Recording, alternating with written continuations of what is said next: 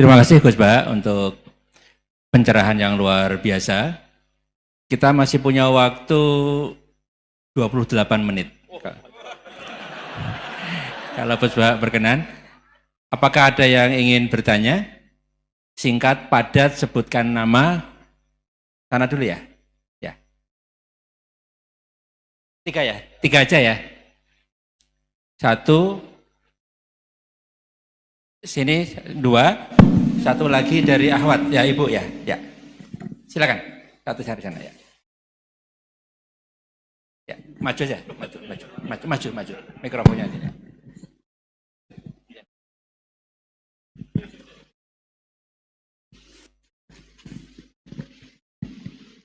Bismillahirrahmanirrahim. Assalamualaikum warahmatullahi wabarakatuh. Perkenalkan Gus Baha, nama saya Boyi, mungkin agak beda dengan pada umumnya.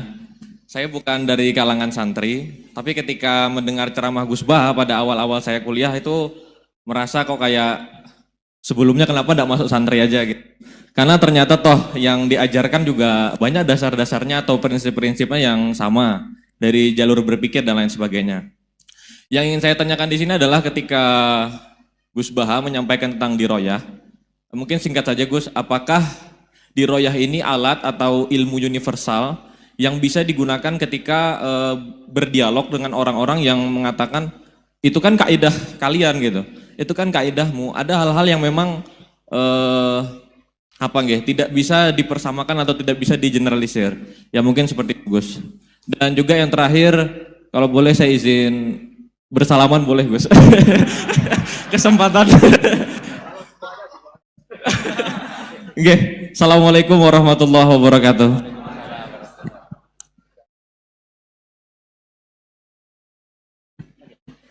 Baik, kita kumpulkan dulu 1 lagi. Ya.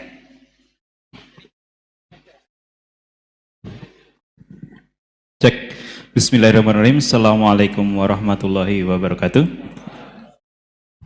Ya, perkenalkan saya Taufik Satrio, biasa dipanggil Tosa. Ya. Ya. Singkatan. Baik, langsung saja mungkin untuk pertanyaannya. Di Yaumil Akhir nanti kan ada yang namanya Yaumil Mizan. Itu pertimbangan gitu kan. Nah, itu bagaimana kalau timbangannya itu sama, artinya seimbang. Apakah itu nanti akan berada di tengah-tengah antara surga dan neraka atau seperti apa? Kemudian yang kedua, itu terkait dengan perbuatan buruk ke orang lain. Ketika kita berbuat buruk ke orang lain itu kan kita istilahnya zolim kepada orang lain. Tapi di lain sisi, itu secara zahir kan seperti itu. Tapi di lain sisi, di akhirat itu kan, kalau secara pahala, kita itu membantu orang lain mendapatkan pahala.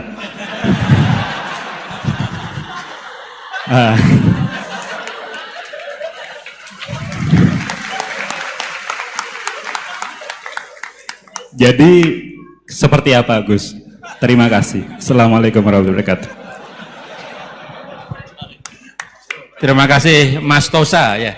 Silakan Ibu ya.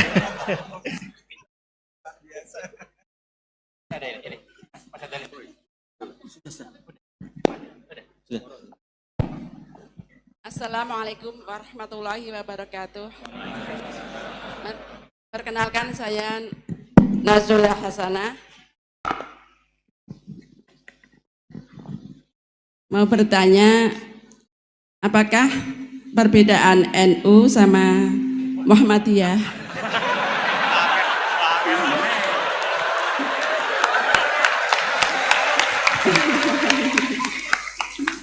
Tadi kan dijabarkan. Terus dalam sholat subuh itu kan ada yang pakai doa kunut, ada yang enggak. Tolong jabarkan. Wassalamualaikum warahmatullahi wabarakatuh. Waalaikumsalam. Baik Gus, ini ada 3 penanya. Mas Boy tadi terkait dengan diroya, apakah ini universal, termasuk untuk yang non muslim bahkan gitu kan. Kemudian yang kedua dari Mas Tosa, hisab yang seimbang Gus, kasusnya gimana ini. Yang kedua terkait dengan kalau berbuat buruk kan membuat pahala untuk yang bersangkutan itu. Seperti orang puasa dikasih minum gitu kan ya. Ya. Terus kemudian buasana ini beda antara NU dan MU, kira-kira itu ya. Silakan Mas ya. Ya.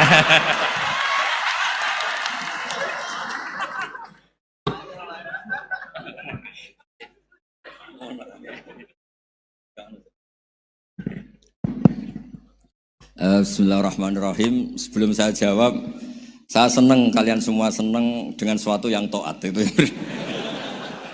Banyak orang untuk senang nunggu maksiat dulu. Mungkin melihat perempuan yang tidak mahram, melihat sesuatu yang maksiat. Jadi ini spesial. Majelis ilmu tapi apa? Senang. Ini sesuai rencana Tuhan lah. Seorang itu senang dengan taat, senang dengan ilmu. Ini luar biasa, no? Luar biasa. Tadi pertanyaannya kalau diroya. Jadi Islam itu agama untuk logika objektif. Jadi diroya itu ya global, universal. Misalnya saya beri contoh Tuhan yang satu.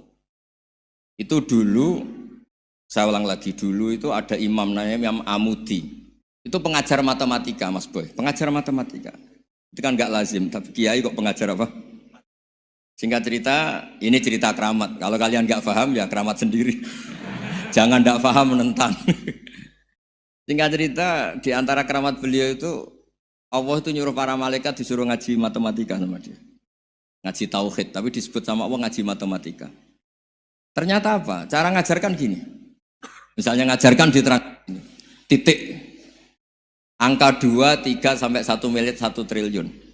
Nisbatusnaini ilama la nihayatalaha. Itu nisbatul fard asli. Angka itu entah 2, entah 3, entah 1 miliar, semuanya dibanding angka 1 itu namanya cabang. Tetap yang al-aslu itu angka 1. Itu otak siapapun, itu akan ikrar dengan logika tadi. Bukan kita Muslim.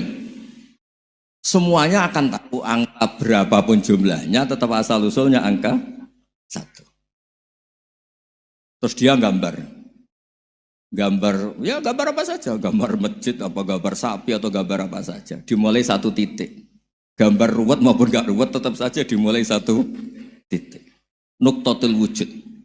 Jika kalau zaman saya ngaji, Pak Rektor ngaji dulu diterangkan semua makna Quran ada di Fatihah, Fatihah ada di Bismillah ya, Bismillah itu ada di titiknya, titiknya bak. Lah kenapa ini hebatnya Quran? Kenapa dimulai dari 1 titik? Untuk maklumatkan semua alam raya ini dimulai dari 1 titik, yaitu wujud Allah. Logika seperti itu kan orang nggak terima gimana? Gambar seruat apapun dimulai dari mana coba? 1 titik. Angka sebesar apapun dimulai angka apa? 1. Jadi diroyah itu ya universal gitu maksudnya. Ya gitu Mas Boy ya. Jadi diroyah itu universal. Ya soal ada yang belum dapat hidayat apa itu nomor 2, tapi logika yang dibangun Islam itu. Terus pertanyaan kedua apa? Draw tadi, mizan. Kamu ingin draw? Ini kasus ini, nggak pernah ngaji Quran itu. Di antara yang diterangkan Quran detail itu Ashabul A'raf apa? Ashabul A'raf, orang yang baiknya sama buruknya itu imbang. Itu sudah disediakan nanti di surga itu ada pagar. Kamu ingin di situ? Pagar pembatas, apa? Pagar pembatas. Di surga enggak, neraka enggak. Jadi kejadian surga dan neraka itu gini, tak terangin ya. Jadi kira-kira gini, kan hisab itu hanya rubu'un nahar, sekitar 2 jam, 2 jam setengah selesai. Jadi 1 dunia ini dihisab Allah, hanya Allah butuh waktu 2,5 jam. Rubu'un nahar. Kenapa gitu Pak Rektor? Karena semuanya datang ini sudah terindikasi dan itu sudah jelas. Misalnya orang yang soleh banget, wajahnya bersinar, bahkan semua tubuhnya bersinar. Yas'anuruhum baina aidihim. Yang pas-pasan, ya sinarnya pas-pasan. Sehingga nanti yang punya sinar cukup di kanan. Yang kelip-kelip agak ini, yang rawan kesaruk ini. Yang gelap gulita langsung di kiri.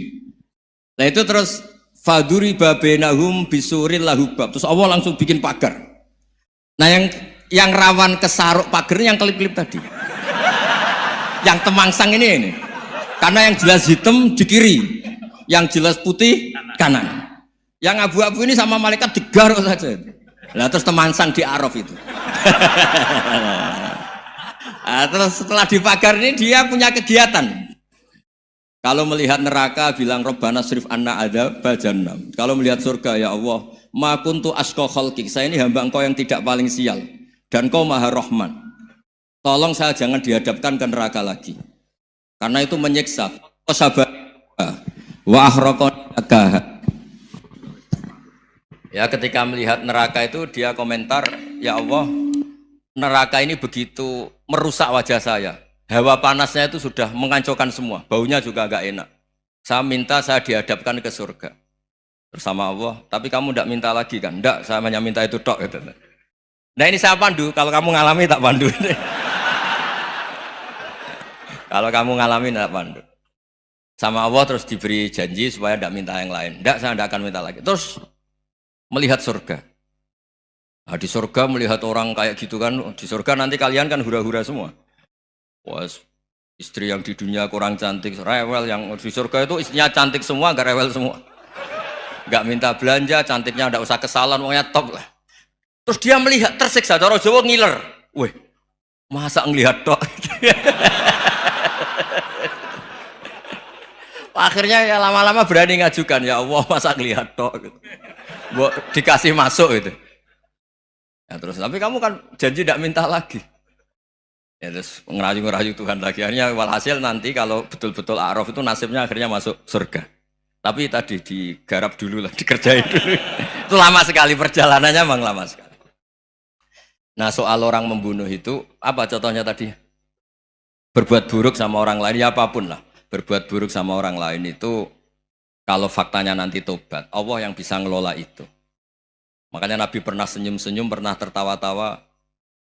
Sungguh ketika Allah menghendaki rahmatnya itu semuanya indah. Yaqtulul qatil fayatubu hadza. Jadi ada orang nyun sewu membunuh, terus dia tobat serius. Kemudian al-maktul yang dibunuh ini masuk surga karena madlum. Qatilnya karena tobat serius juga masuk surga. Ya begitu juga di kedoliman-kedoliman yang lain.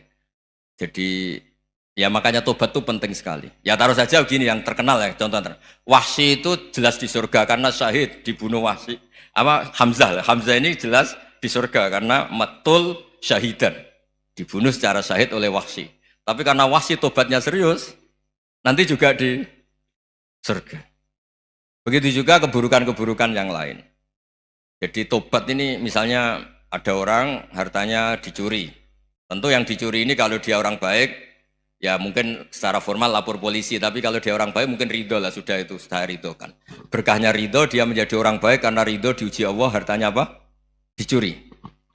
Kemudian yang mencuri tobat, entah harta itu dikembalikan, entah dikasihkan masjid sebagai amalnya yang dicuri, entah apa-apa, Allah ngasih tobat orang ini. Kemudian sama-sama jadi orang baik, kemudian sama-sama di surga. Makanya itu Nabi sampai senyum-senyum, betapa rahmatnya Allah tidak terbatas. Sama lagi, betapa rahmatnya Allah tidak terbatas. Bahkan qatil sama maktul bisa ngopi di surga bareng tadi itu.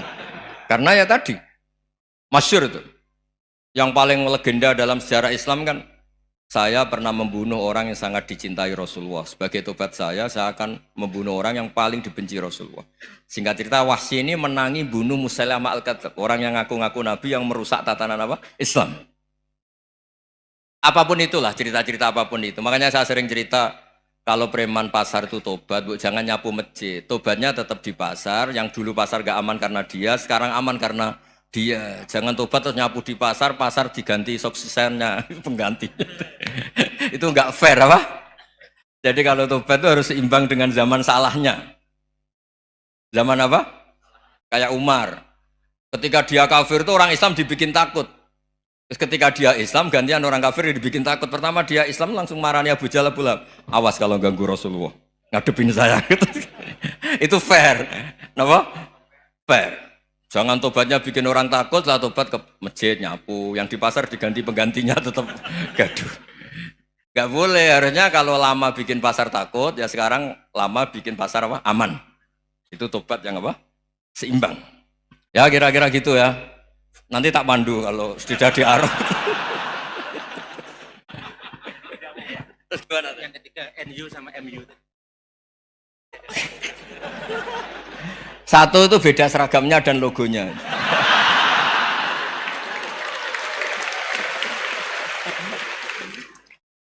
Kedua, nama ketua umumnya. Ketiga, tanggal acara besarnya. Muktamar Muhammadiyah dan NU itu beda. Sudah beda 1 abadnya. Tentu dulu Muhammadiyah. Tapi begini ya, perbedaan itu nggak bisa dihindari. Karena tadi ada sudut pandang apa? Ada sudut pandang, itu tidak bisa dihindari. Ini cerita yang nyata ya. Saya ulang lagi, senyata-nyatanya. Andaikan betul Rasulullah itu hanya kunut 1-2 kali, maka kalau menurut mazhab Syafi'i, apa salahnya melakukan sunnah terus-menerus meskipun Nabi itu melakukan hanya beberapa kali?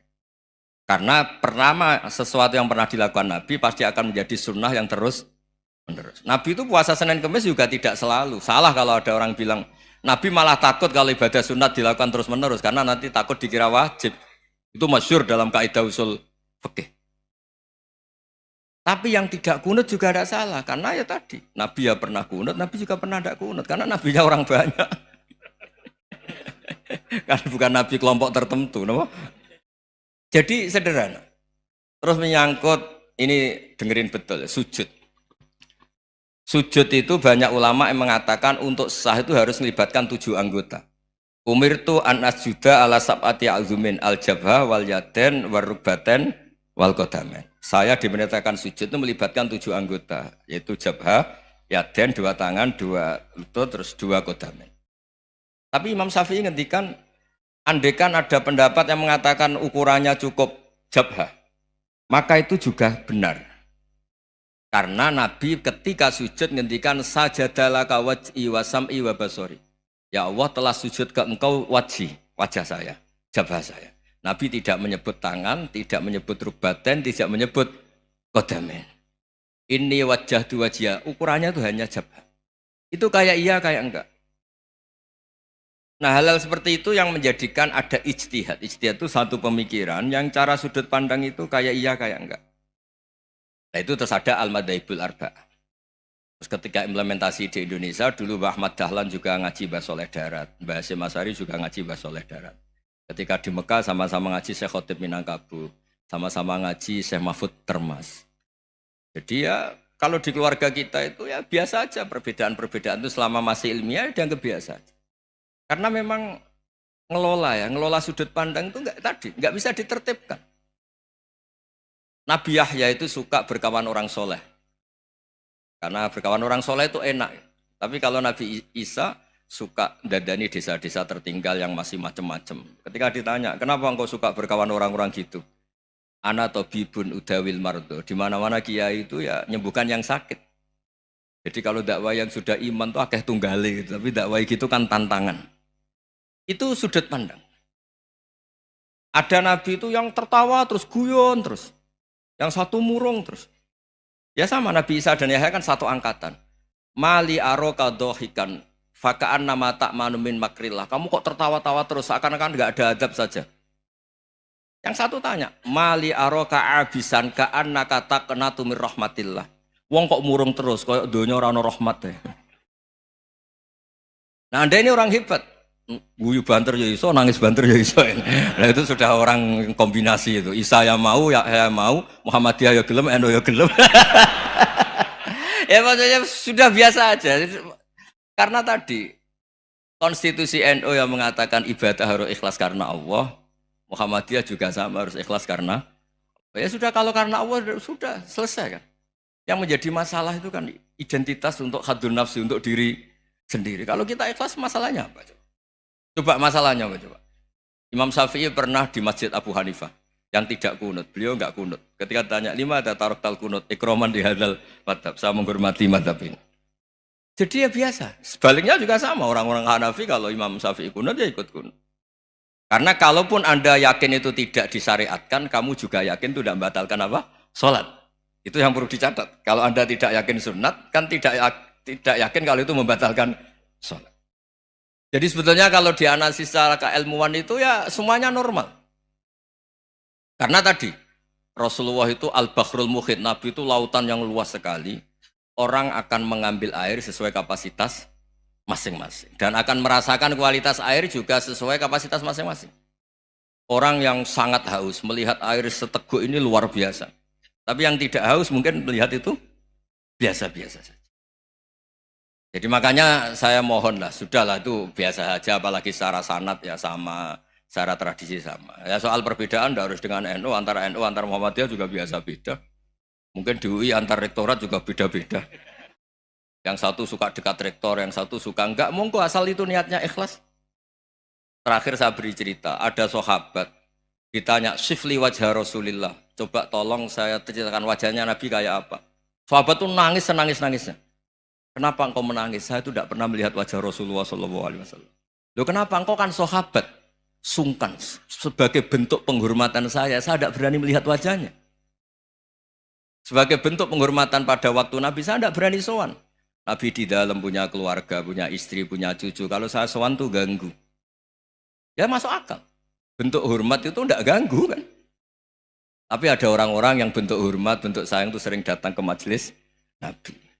Sama-sama masuk akal, bisa didebat gimana? Sama-sama masuk akal. Ya sudah itu ijtihad, maksudnya itu ijtihad, itu sudah sama-sama masuk akal.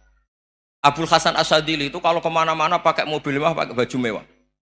Ketika ditanya, Anda ini ulama kok pakaiannya mewah, mobilnya mewah? Ben wong ra kepikiran nyangoni ya. Nah, tapi nak kowe tawaduk melas, terus dibalekno umbalmu sakit. Ngonang ra iso mulai kiai ini. Ya tapi misalnya semua gitu mesti ada yang salah paham, itu keangkuhan. Tapi kalau semuanya kelihatan gembel, nanti orang trauma jadi kiai. Takut kayak itu. Ya sudah, itu wilayah ijtihad, sudah tidak usah pokoknya sudah, yang penting ikhlas. Anda berani tanggung jawab nanti ketika ketemu Allah Subhanahu wa taala. Nggih, ngoten. Assalamualaikum warahmatullahi wabarakatuh.